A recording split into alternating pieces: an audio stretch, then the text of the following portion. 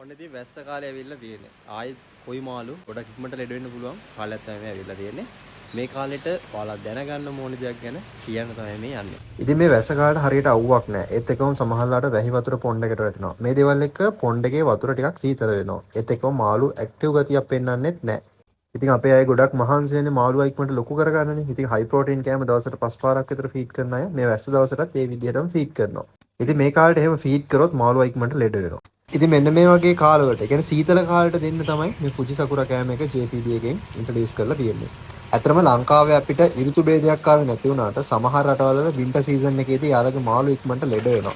ඉතින් ඔන්න ඔය දෙයට සොලියුෂන් එකක් විදිහට තමයි ෆුජි සකුරා JPD එකෙන් ඉන්ට්‍රොඩියුස් කරලා තියෙන්නේ.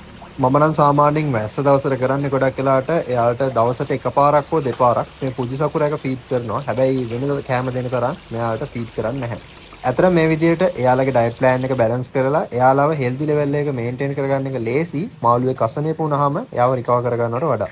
ඉතින් ඔයාලත් ඔයාලගේ කාෆ් මාළුන්ට නැත්නම් කොයි මාළුන්ට දෙන්න හොඳ ප්‍රීමියම් කෑම එකක් හොයන කෙනෙක් නම් ඔයාටත් පුළුවන් අපේ වෙබ්සයිට් එක through ඔයාලගේ ගෙදරටම ඩිලිවර් කරගන්න.